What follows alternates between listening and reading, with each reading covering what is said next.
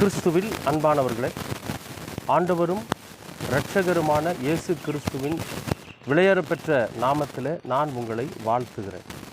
இன்றைய அனுதின உணவில் கர்த்தர் நமக்கு கொடுக்கிற வார்த்தை சங்கீதம் 115:11. கர்த்தருக்கு பயப்படுகிறவர்களே கர்த்தரை நம்புங்கள், அவரே அவர்களுக்கு துணையும் அவர்களுக்கு கேடகமுமாய் இருக்கிறார். கர்த்தருக்கு பயப்படுகிறவர்களே கர்த்தரை நம்புங்கள். கடவுளுக்கு பயப்படுகிற பயம் அப்படின்னு ஒன்று இருக்குது பார்த்திங்களா, அது ரொம்ப மேன்மையானது, அது ரொம்ப உயர்ந்தது, அது நம்மளை சரியான வழிபடுத்தக்கூடிய ஒரு பாடம். என்னென்னா கடவுள் மேலே இருக்கிற பயம். கடவுள் நம்மை நியாயம் தீர்ப்பார், கடவுள் நம்மளை கேள்வி கேட்பார், கடவுள் நாம் செய்வதற்கு தக்கதான பலனை நமக்கு தருவார் என்கிற ஒரு நம்பிக்கை இருக்குது பார்த்திங்களா. பயத்தோடு கலந்த ஒரு நம்பிக்கை. அது நம்மை நல்வழிப்படுத்தும். எப்பயுமே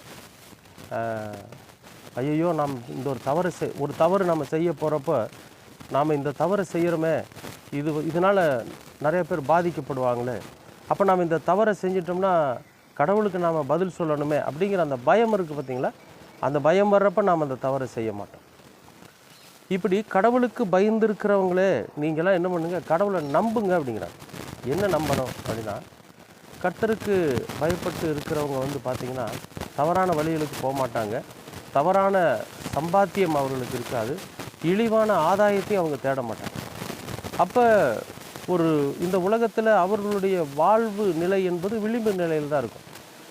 கொஞ்சம் ஏழ்மையான நிலைமையிலும் ஒரு நடுத்தர வாழ்க்கை தான் வாழ்ந்துக்கிட்டு இருப்பாங்க.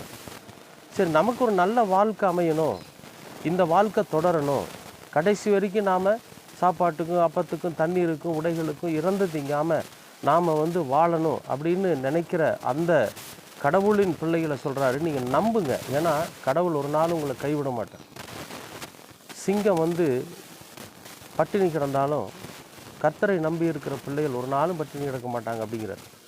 அப்போ நம்ம என்ன செய்யணும்னா, நம்ம கடவுளுக்கு பயப்படுறோம், கடவுள் மேலே நம்பிக்கை வைக்கிறோம். ஏன்னா அவரே அவர்களுக்கு துணையும் அவர்களுக்கு கேடகமுமாய் இருக்கிறார். இப்போ அப்படி இருக்கிறவங்களுக்கு கர்த்தர் துணையாக நிற்கிறார், பக்கத்திலே இருக்கார்.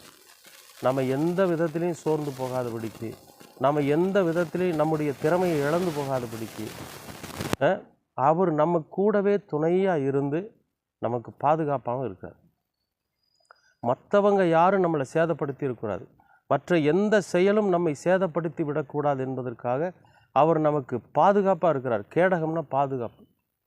அன்பானவர்களே, இந்த அனுதின உணவில் இந்த நாளில் கடவுள் நமக்கு கொடுத்துருக்கிற ஒரு விஷயம் என்னன்னு கேட்டிங்கன்னா, கர்த்தரை நம்முடைய சொந்த இரட்சகராக ஏற்றுக்கொண்டு அவரே நம்முடைய வாழ்வியலின் முன்னுதாரணம் என்பதை நம்முடைய மனதில் கொண்டு அவர் காண்பித்து கொடுத்திருக்கிற அந்த உன்னதமான பிதாவின் வலது பாரிசத்தில் இருக்கிற நித்திய வாழ்க்கையை நாம் அடைவதற்கு நமக்கு என்ன செய்யணுமோ அதை நாம் என்ன பண்ணணும், ஒவ்வொரு நாளும் செய்யணும்.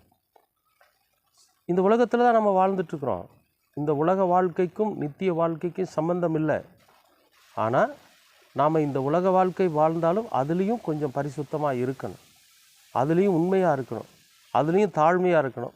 அதில் நாம் மற்றவர்கள் நம்மால் பாதிக்கப்படாத அளவுக்கு நம்ம ரொம்ப கவனமாக அந்த வாழ்க்கையை வாழ்கிறப்ப நிச்சயமாகவே கடவுள் நம்மீது கிருபை கொண்டு அந்த உன்னதமான நித்திய வாழ்க்கையை நமக்கு கற்றுத் தருவார். அதனால தான் நான் சொல்கிறேன், இந்த வேதம் சொல்கிறத நான் எடுத்து சொல்கிறேன். என்னென்னு, கர்த்தருக்கு பயப்படுகிறவர்களே நீங்கள் கடவுளையே நம்பி இருங்க. ஒரு நல்ல வாழ்க்கை நமக்கு கிடைக்கும்னு நம்பி இருங்க. ஏன்னா அவர் நமக்கு துணையாக இருக்கிறாரு, அவர் நமக்கு பாதுகாப்பாக இருக்கார். எந்த விதத்திலும் நாம் சேதமடையாமல் கர்த்தர் நம்ம கூடவே இருந்து நம்மை பாதுகாக்கிறார்.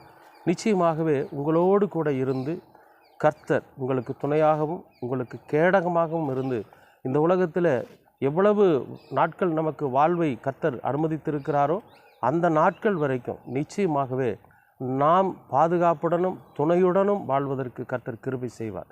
ஆண்டவரை நம்புங்க, கர்த்தரோட பயத்தோடு வாழ துவங்குங்க. நிச்சயமாகவே இப்படிப்பட்ட ஆசீர்வாதம் உங்களை சூழ்ந்து கொள்ளும், நீங்கள் அனுபவிப்பீர்கள். கர்த்தர் உங்களை ஆசீர்வதிப்பார். அன்பின் பரலோக பிதாவே, அருமையான நல்ல இந்த அனுதின உணவிற்காக நன்றி. இந்த நாளை ஆசீர்வதித்து கொடுத்திருக்கிறீர், அதற்காகவும் நன்றி. நாங்கள் கர்த்தருக்கு பயப்படுகிற பயத்தோடு மட்டுமல்லாமல் உம்மீது முழு நம்பிக்கை வைத்திருக்கிறவர்களாகவும் இந்த உலகத்தில் நாங்கள் வாழ்ந்து நீர் எங்களுக்கு துணையாயிருப்பதையும் நீர் எங்களுக்கு கேடகமாயிருப்பதையும் நாங்கள் சுதந்திரித்து கொள்ள நீங்கள் கிருபை பாராட்டுங்க. நீங்கள் எங்களுக்கு காண்பித்திருக்கிற அந்த உன்னத வாழ்க்கைக்குள்ளாக ஆண்டவரே நாங்கள் எப்பொழுதும் மன நம்பிக்கையோடு மன தைரியத்தோடு உறுதியோடு நாங்கள் அந்த வாழ்க்கைக்குள்ளே உட்புகுந்து ஆண்டவர் நித்தியத்தோடு வாழ நீர் எங்களுக்கு கிருபை பாராட்டுங்க. தொடர்ந்து உமது கிருபையும் அன்பும் எங்களை வழிநடத்தட்டும். இரட்சகராம் இயேசு கிறிஸ்துவின் வழியாய் கேட்கிறோம் நல்ல பிதாவே. ஆமேன், ஆமேன், ஆமேன்.